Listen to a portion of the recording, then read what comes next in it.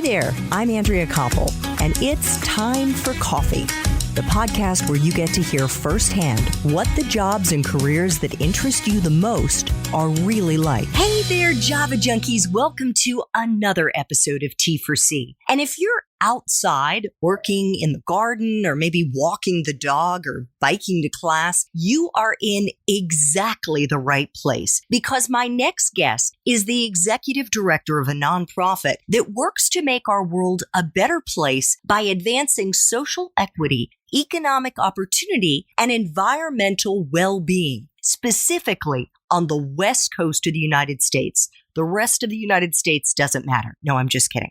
But before I introduce you to one of the fittest guys I know, Jeremy Barnicle, I want to make sure you've signed up for the Java Junkies Journal. That's the weekly newsletter we send out bright and early on Monday mornings to give you a sneak peek of the episodes we're going to be dropping that week. So please head over to the Time for Coffee website at time4coffee.org and sign up. And while you're there, if you haven't already subscribed to the podcast, please do. The buttons are all there, and make sure to give us a review on Apple Podcasts or wherever you listen. We would greatly appreciate it.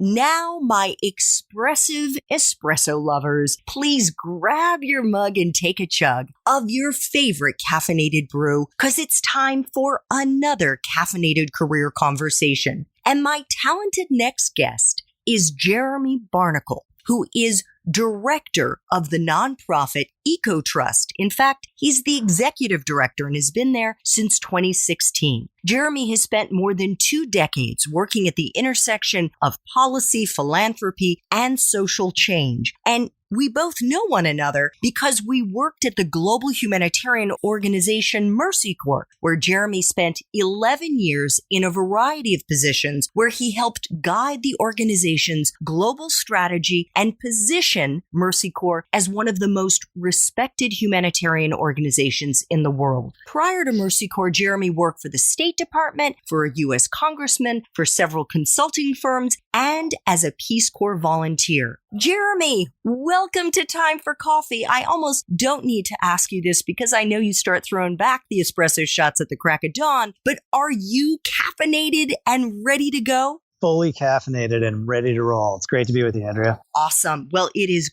great to have you here. And I thought maybe we could kick off our conversation by having you share with our listeners what Ecotrust's mission is, because you do a lot, and where you work, both in terms of geography, but also in terms of some of the sectors. Sure. Yeah. Thanks for asking. So Ecotrust's mission is to inspire fresh thinking that creates economic opportunity, environmental well-being, and social equity. So true triple bottom line. It's not an environmental organization. We look at it like you're not going to make durable progress on any of those things unless you address all of those things. So it really is all three. We work from Alaska to Northern California. So it includes California, Oregon, Washington, British Columbia, and Alaska. We generally work in natural resource related sectors, so forestry, fisheries, food and agriculture, but we also have a built environment program around green building, which is really important, and we do a lot in social finance. So really interesting, connects urban and rural, red counties and blue cities, people from across the spectrum, business, science, policy, storytelling. It really is an exciting organization. Fantastic. And speaking of built environment, the built environment that you're in right now is your office in Portland, Oregon, and you don't have many private offices. And so our listeners may be hearing the sound of some very young people working at Ecotrust these days. Sounded like some kids, but maybe just some adults with very high voices. In our building, we've got a huge atrium. We're on the 2nd floor. On the 1st floor, there are a couple of restaurants and kids are coming in for lunch. Nice. That is awesome. I was almost wondering if you were going to say you have a daycare there, but I know that Believe me, that has been raised. I am sure it has. So Jeremy, you are the executive director, which means you are the big boss at Ecotrust. Mm-hmm. So I guess my next question is, how does it feel to be king? I'm kidding. What I wanted to say is, what are your responsibilities and what is a typical day or maybe a typical week like for you? Sure. Well, the responsibilities, there are a lot. But I would say overall, vision, strategy, what are we trying to get done? Do we have what we need to do to get there? So obviously that encompasses all of our programmatic and investment work. And then there's the more operational stuff like finance and HR and IT. And then, of course, there are the development and communications functions to make sure that we're raising money and telling the story properly. I manage a board, right? My bosses are a board of directors. And so it's a central part of my job to work with them. I'm actually on the board now. So that's the broad range of stuff, but it's also kind of, sometimes cheerleader in chief, often the primary spokesperson and thought leader, frontline fundraiser, Mr. Fix-It, when necessary. So it's pretty all-encompassing. We've got about 60-some people, an operating budget this year of $14.5 million, just to give you a sense of magnitude. Most of the people are based in Portland, but we've got folks from Alaska to San Francisco. Mm-hmm. And what about a typical day or a typical week as you juggle all of those different responsibilities, which could in and of themselves be a full-time job? Yeah, for sure. Well, I'll give you roughly the last week as some examples. On Saturday, we did the grand opening of a major new real estate development we're doing in Portland. It's essentially a huge food hub. It's a 2-block campus in the middle of the city, and we had an enormous public opening of that. On Saturday, about 1,800 people. We had, our local member of Congress on stage. I was on stage. We had chefs doing demonstrations and music and wine and beer and kids and big fires. And all under control, right? Fires under control. Yeah, although always on the edge of chaos. That's kind of how we operate. But, really big public things like that to, this morning I was essentially interviewing people for an opening we have for our chief financial officer. And then, I'll spend time calling and visiting with donors. I spend time meeting with my own leadership team, talking about program strategy and checking in on our own impact with our head of investments, talking about different strategies we might want to pursue there. From that to what are we going to do in the all-staff meeting on Monday? It's just a huge range.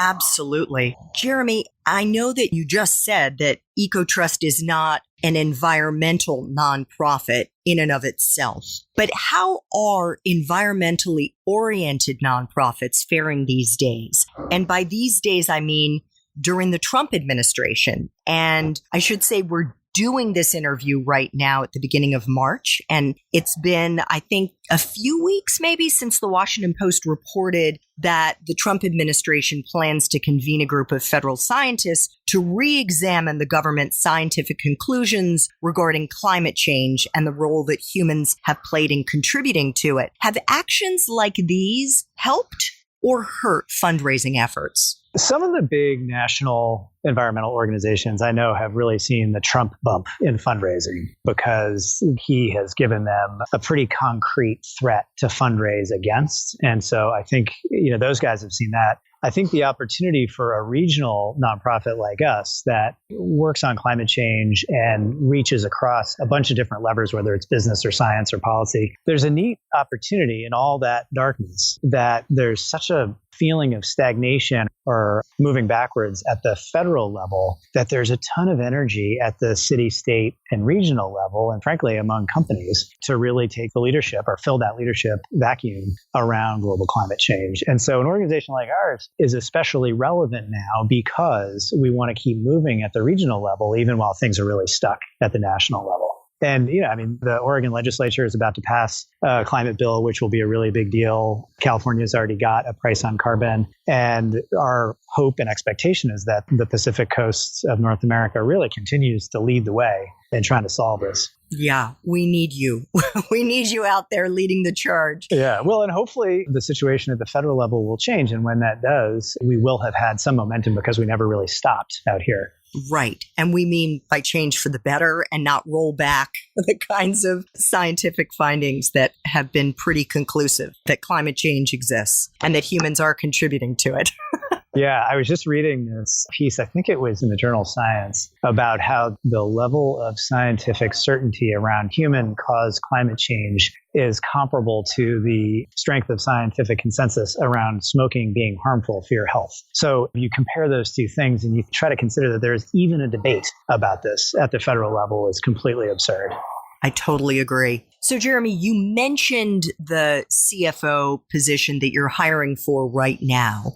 Ecotrust is approaching its 30th anniversary in just a couple of years. How do you think its mission has evolved since it was founded in 1991? And what do you think that means for the kinds of people you hire to come work with you?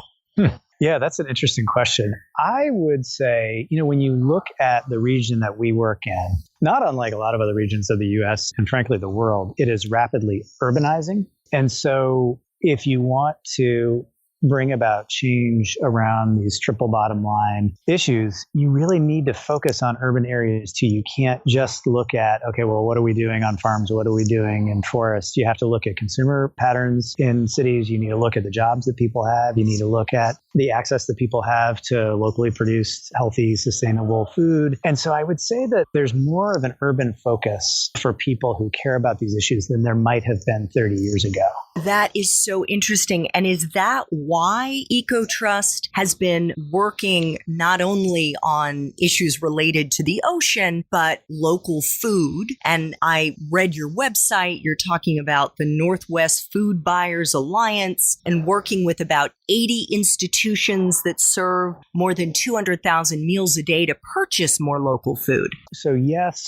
And the way that we see it is something like agriculture is a huge contributor to climate change and other environmental degradation if it's done in the sort of traditional, conventional commodity style. And so we looked at it and said, is there a way that we could support the medium-sized food producers who are producing their food closer to home and in a more regenerative, kind of climate-smart way? And one of the things that we found is that they were ready to grow, but they didn't have access to those big institutional buyers, right? The public school systems or the universities or corporate campuses or hospital systems or whatever. And so we started to organize the buyers on one side, and that's the Northwest Food Buyers Alliance, and then the producers on the other side, and essentially play a broker role to help both sides get more of what they want. So it's great for kids, particularly because such a big emphasis is on school systems, but great for kids, great for farming communities, and good for the planet. I love that. And I couldn't help but think about the work that you and I were supporting in the roles that we had at Mercy Corps, the work that our colleagues or our former colleagues at Mercy Corps are doing around the world, identifying the problem and then working with communities themselves to identify a solution and getting that solution to focus on the root cause of the problem. And I have to say, Jeremy, my own ignorance before I was reading on Ecotrust's website is that these same kinds of interventions are needed in the United States too. Yeah, that was a big part of the driver for me in coming from Mercy Corps to Ecotrust is that here I'd been, just like you, we were supporting our colleagues around the world, doing this often in communities that were not their own. And there's really something different about digging in at home. This is the place where my kids were born. This is the place where my family has really grown. This is the place that's become home. And there's a real difference. I just think for your listeners, as they're considering their own career paths, that starting at home and the accountability that comes with that, it's a really important thing to try.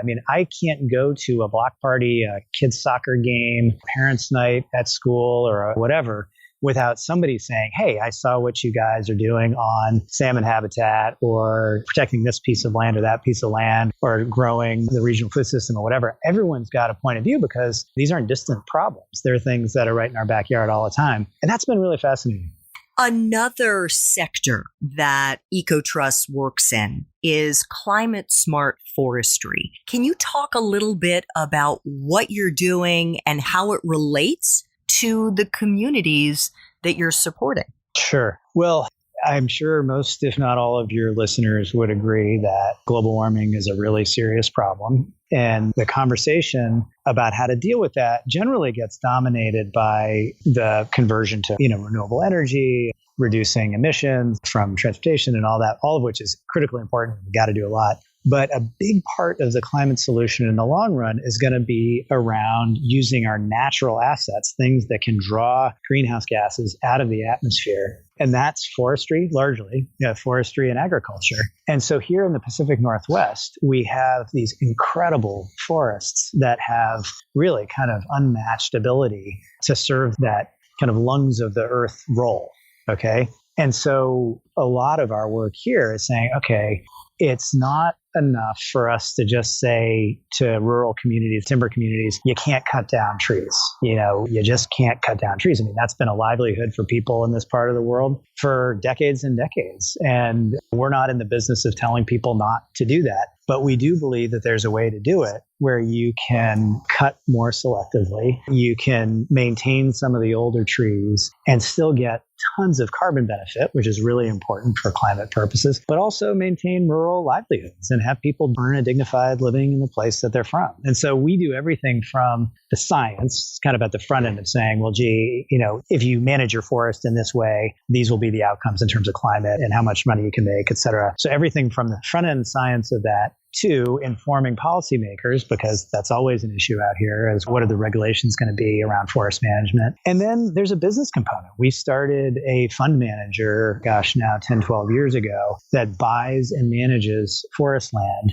with our own money, but primarily with other investors' money. We have 100,000 acres under management now, and that is a business. I mean, we have a fiduciary responsibility to our investors to provide a triple bottom line. So it's ecological, sustainable forestry, but it also turns a profit. And the real goal there is that works, but also that we model to other regions of the world, like, hey, this is a business model whereby we can have livelihoods and make money and have the wood products that we want and need, and we can manage the natural assets responsibly. That is so interesting. And Jeremy, the next question I want to ask you has to do with maybe some of the kinds of people that you are hiring at Ecotrust. In the case of the natural resources space, I know you have a natural resources data scientist. You obviously have program officers and program associates. But for those young listeners who are saying, gosh, this sounds so fascinating, I would love to work for Ecotrust. Obviously, you don't have tons of jobs. In fact, right now, I think you only have 3 jobs open, including the CFO position. Are there other organizations that are working the way Ecotrust is right now in the Pacific Northwest elsewhere in the country that you could perhaps share with our listeners? I think an interesting place to look right now is the Nature Conservancy. And I say that because the Conservancy is international. They have a big national outfit, but then each state has one. And they increasingly, I think the legacy of the Nature Conservancy was land conservation. So they would do big land deals to protect them. But they've got way, way more involved in science policy and even business now. And I would start there just because, like a Mercy Corps, they tend to have more jobs available. I'm sure you emphasize this with your younger listeners all the time, but I mean, internships are the currency. I mean, that is the gateway to getting into a lot of these social change organizations. Definitely. That is a great point that we can't emphasize enough. For those listeners who, listening to you now, would think that you have been living and breathing and eating the world of sustainability and climate change and whatnot for the last 20 plus years, you haven't, Jeremy.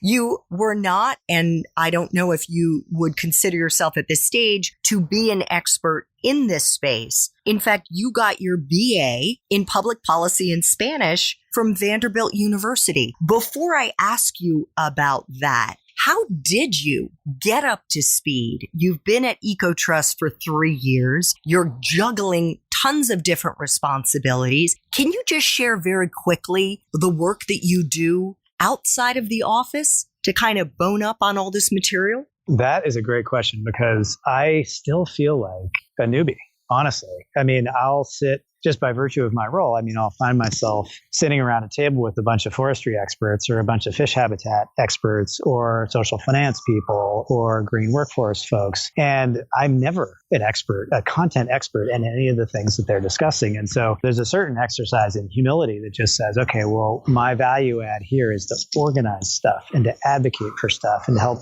clarify a strategy, motivate people, not to be a soil scientist. Right? Let the soil scientists do her job. That said, I have a whole reading list, basically. When I started the job, I really intentionally went out to my team and beyond and said, who do I need to talk to and what do I need to read in order to get smart on these issues? And I miss feeling like more of an expert than I did at Mercy Corps, say, around kind of conflicts and humanitarian issues. I had a functional job there, but that drew on a content expertise that I felt really comfortable with. This has been a lot harder, but fascinating. I mean, I can't imagine a more pressing issue to work on than climate change. And so I have no motivation problems, let's say.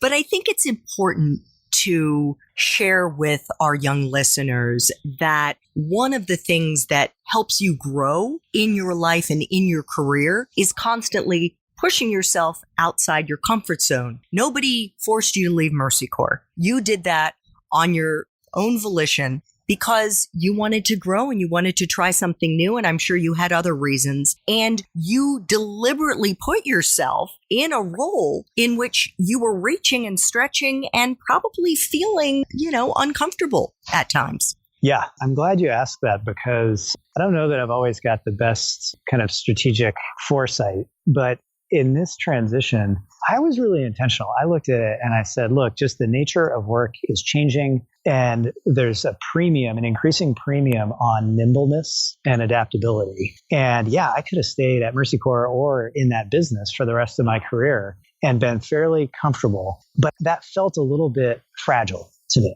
And I wanted to build up my own resilience. And I just said, I'm going to try something really different and it's going to be hard, but it's important to me that I learn how to learn, or I stay nimble in knowing how to learn. And I did it. And it actually has been even harder than I would have thought. But it's also been really powerful. I mean, honestly, I think for young people trying to figure out what they want to do early career, I can't emphasize enough, like trying to stay nimble. Absolutely. And also recognizing that if you want to grow in your life, it's going to take courage and you're going to be taking risks and you may fall down. You may screw up and you just have to pick yourself up and keep moving forward. Jeremy, I want to flash back to when you were at Vanderbilt and you were majoring in public policy and Spanish. And I'm just curious, did you know what you were going to do with that degree when you graduated? I did not, because what's not reflected in that degree is what I was really passionate about was media. I was an editor of Vanderbilt's newspaper. I had interned at CNN over the summer. In fact, I was thinking, Andrea, that I was probably an intern when you were like a cub reporter at CNN back in the day. It would have been like 93. Oh my God, that was the year I started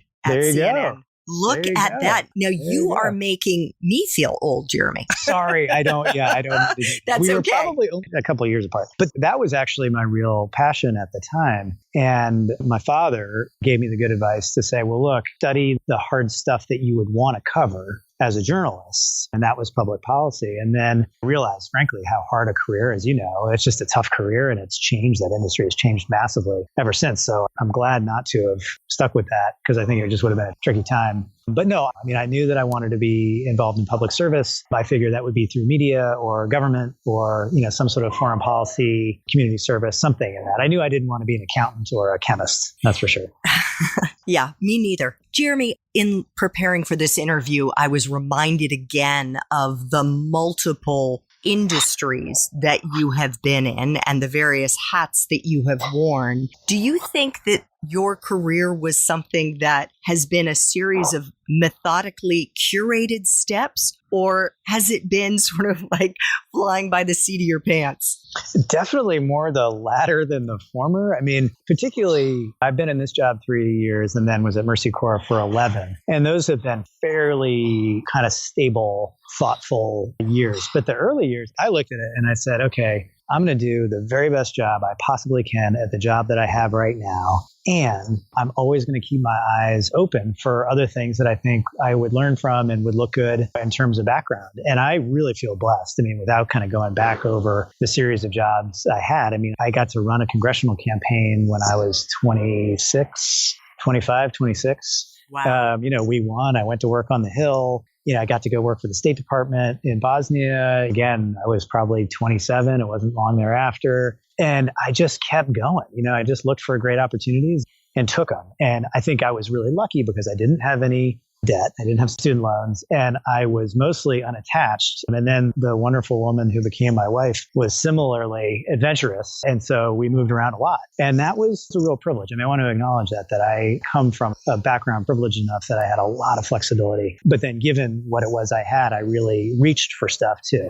So, Jeremy, I just have a couple of questions left. And one of them has to do with whether there has been a time in your professional life when you struggled. Maybe it was the early part of your career. Maybe it was in the middle. Maybe you failed in something. And I certainly have. I've had more than I can count in terms of screw-ups. But if there is one story that you could share with us, and more importantly, how you recovered and maybe a lesson you learned in the process. Oh, gosh. I mean, there are failures of such different magnitudes, right? I mean, they're the things that seemed huge at the time. Like once when I was a press officer in Bosnia, I was doing a press conference and essentially felt bad that I hadn't really given them any news. And so I let slip something that really was supposed to not get announced for another couple of weeks, was highly sensitive and just required a bit of a diplomatic scramble for people way above my pay grade. That was very uncomfortable. I mean, it was just like spokesperson 101, like don't make your boss's jobs harder. So that was bad. That was just your kind of regular stewing and processing and looking for mentors to reassure me that I wasn't a complete idiot, things like that. I would say at the broader level, things I would regret were taking jobs for the wrong reasons, right? I mean, either taking a job because it seemed like a good status thing or taking a job because I felt desperate, like I really needed to find something when I probably didn't have to be quite like that. And not having the self-awareness to say, you know what, this isn't it. Like I should bail out of this. I feel like I may have stuck with a couple of jobs longer than I should have. Yeah, that is a great point. And for those who have the luxury of time or maybe resources to take a little time and be thoughtful about the jobs that you're going to take in your life, or not be afraid to pull the ripcord and get out if you're in a situation, even if you haven't been there a year, which for so many of us grew up with you need to mark a year before you can look for the next job. Maybe just call a spade and get out. Jeremy, final time for coffee question. If you could go back to college, back to Vanderbilt, and do it all over again, but based on the wisdom that you have now, what advice would you give yourself? Go to med school. I'm serious. Honestly, you and I are people who have been in the humanitarian business for a long time. And I just always come back to this idea that if you're trained to heal bodies, you are useful pretty much in any time, any culture, and a variety of reasons. And if you're someone who cares about being useful, honestly, it's hard to be more useful than that. And so it's not about the money or the prestige or whatever. For me, it's like put in the hard work and learn something that essential and that valuable to the rest of humanity. I laughed because I thought you were joking, but No, you're serious. I tell people that all the time. Yeah, I don't say that out of a sense of regret for what I do. But yeah, I think about that. If I really had it to do over again, knowing what I know now, I think that's what I want to do. Not for research purposes. I'd want to be a practicing doctor. Wonderful. Well, I know your wife is a therapist. So at least you can say you've got someone who's broadly in the medical field. She's the family healer. Well, look, you're trying to heal the earth, which is equally important. So, Jeremy, I want to thank you sincerely for making time for coffee today with me and the Time for Coffee community. I have so much admiration for you as a professional and for the work that you have done over the course of your career. Even if you aren't necessarily directly healing bodies, you have certainly played a role in trying to make people's lives happier and healthier, both overseas and now in the Northwest part of our country. So thank you so much. Thank you so much, Andrea. Thanks so much for listening to Time for Coffee, where the professionals in the jobs that most interest you always have time to grab coffee 24/7, no matter where you live. I have one quick favor to ask you. Remember to rate, review, and subscribe to Time for Coffee. Thanks so much.